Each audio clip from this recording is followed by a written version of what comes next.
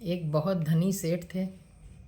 वह नित्य गंगा जी में स्नान करते और ध्यान, पूजा पाठ, भजन गायन सब कुछ करते। बहुत अच्छा लगता था, लेकिन उनको अंदर से अभिमान था। गंगा जी पर जब गए तो भगवान ने उनकी परीक्षा लेने के लिए एक संत का वेश धरा। संत बनकर भगवान बैठे हैं। संत ने कहा, सेठ राम राम। सेठ जी ने कोई जवाब नहीं दिया। दोबारा तिबारा संत जी ने राम राम कहा, कोई जवाब नहीं। सेठ को लगा कोई मांगने वाला आ गया है, मुझसे कुछ मांग न ले। धनिक लोगों को गरीबों से, कर्मचारियों से, नौकरों से डर लगता है, क्योंकि बात करने पर कोई मांग न ले कुछ। उनके घर तो नाती पोते भी ज़्यादा हो जाते हैं तो चिंतित हो जाते हैं, ज़्यादा हिस्सेदारी बढ़ जाएगी। तो सेठ की असलियत जानने के लिए भगवान ने यह वेश धरा था। सेठ के कोई जवाब नहीं देने पर भगवान के मन में आया कि आज इसको कुछ हम चकमा दिखाते हैं। भगवान वहाँ से उठकर सेठ का वेश धर के और सेठ के घर पहुँच जाते हैं। दरबान ने पूछा, सेठ साहब आप इतनी जल्दी कैसे आ गए? बोला, अरे वहाँ गंगा घाट पर एक मेरे ही रूप का बहुरूपिया आ गया है, मैं जल्दी आ गया। मैंने सोचा वो आकर यहाँ कुछ गड़बड़ न फैला दे। सेठ जी अंदर गए और अंदर जाके जैसे असली सेठ पूजा पाठ करते थे, भजन गायन करते थे, वही काम उन्होंने अंदर जाके चालू कर दिया। इधर सेठ जब अपना लोटा धोती ये सब लेकर आए घर, तो दरबान ने पूछा, कौन है, किधर जा रहे हो, बाहर चलो। बोले, अरे क्या हो गया तुमको? मैं इस घर का मालिक हूँ, तुम मुझे आने नहीं देता, मुझे नहीं पहचानता? बोले, मैं नहीं जानता, सेठ जी अंदर हैं, जाओ यहाँ से।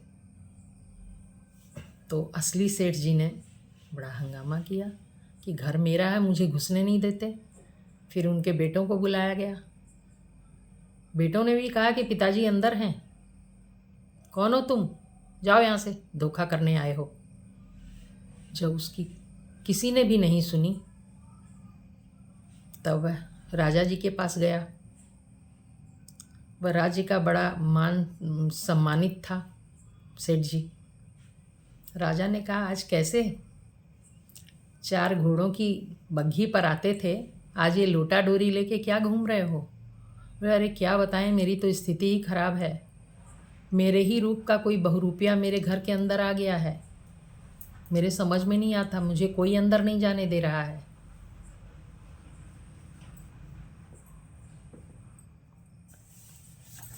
क्या करूं, मेरे समझ में नहीं आ रहा है, कुछ कीजिए मेरे लिए, कुछ न कुछ कीजिए अन्नदाता। राजा बड़ा चकराए। वो वाले सेठ जी को भी बुलवाया। वो वैसे ही 4 घोड़े की बग्घी पर आए और जैसे सेठ जी व्यवहार करते थे वैसे ही राजा से मिले। राजा को समझ में ही नहीं आया कि दोनों में से असली कौन है। ज़्यादा असली तो वही दिखाई दे रहे हैं जो बग्घी पर आए हैं।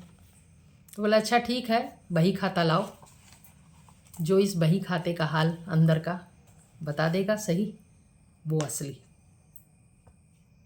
बही खाता आया। असली सेठ को तो कुछ खास याद नहीं था, और जो ये भगवान बने बैठे हैं उन्होंने बिना किताब खोले ही और सारा कुछ बता दिया। तो भगवान को तो सब कुछ पता है, उन्हें तो कुछ पढ़ने की और जानने की ज़रूरत नहीं है, वो अंदर का हाल जानते हैं। बताया, इस तारीख को ये हुआ, इस तारीख को इसको ये दिया गया, इसका ये लिया हुआ है, सब कुछ अच्छे से वह खोल के वही देखी गई, सब कुछ सही। अभी भी वही असली, क्या किया जाए।